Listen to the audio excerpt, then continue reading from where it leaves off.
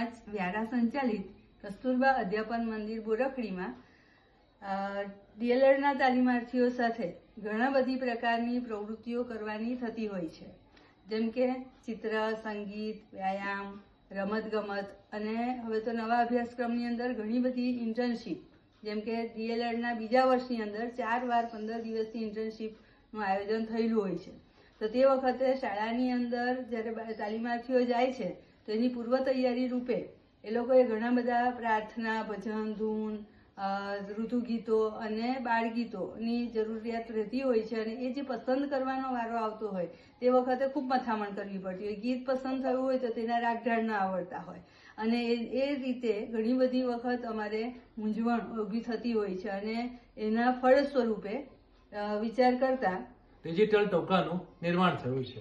Digital ટોકો એ પુસ્તકમાં તમને અનેક પ્રકારના પ્રાર્થના, ભજન, ધૂન, ઋતુગીતો, ઉત્સવ ગીતો, દેશભક્તિ ગીતો, સ્વાગત ગીત, ગરબા, રાસ, રમત, વાર્તાઓ જે બધું શિક્ષકના વ્યવસાયમાં ખૂબ ઉપયોગી વસ્તુ છે તેનો અમે સમન્વય કરીને એક સરસ મજાનું ડિજિટલ સ્વરૂપમાં ડિજિટલ ટોકાનું નિર્માણ કર્યું છે.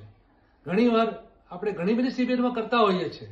સંગીત શિબિરમાં જઈએ છીએ, તાલીમાર્થી બહેનો હોંશે ગીતો ગાય છે, શીખે છે, ત્યાર પછી એ ગીતો થોડા સમય પછી વિસરાઈ જાય છે.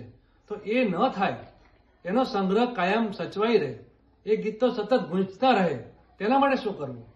એના માટેનો વિચાર શરૂઆતમાં આવ્યો કે આપણે એક સીડી સ્વરૂપે કરીએ.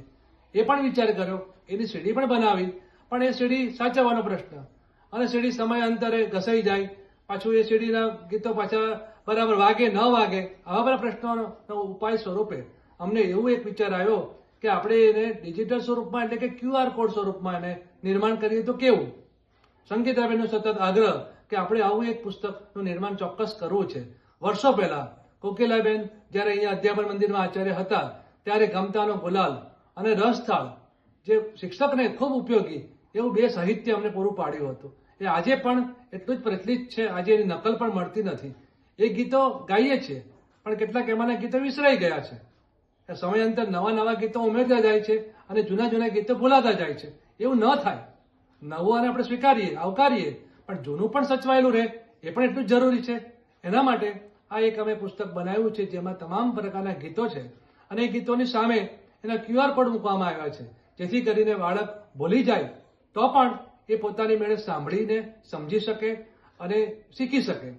આ ઉપરાંત અવારનવાર સ્વાગત ગીતો, શિક્ષક બનવાના કોઈ મહેમાન આવવાના છે આપણે ત્યાં તો સ્વાગત ગીતની જરૂર પડતી હોય છે, તો બહેનોને સ્વાગત ગીત પણ આવડે એ રીતે અમે તાલીમાર્થી બહેનો પાસે જ સ્વાગત ગીતો રેકોર્ડ કરાવ્યા છે, જેથી કરીને એ તો શીખે અને આવનારી પેઢી પણ આ સ્વાગત ગીતો જોઈને શીખે એ હેતુથી સ્વાગત ગીતો પણ એમાં મૂકવામાં આવ્યા છે.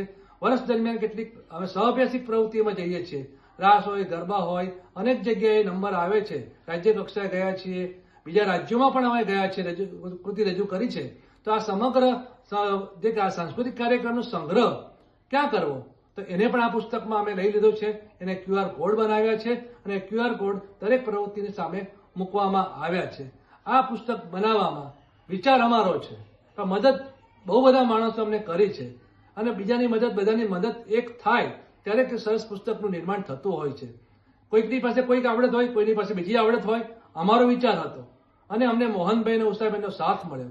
એને કારણે અમારું આ પુસ્તક ખૂબ સરસ બન્યું છે, એનો અમને સંતોષ છે.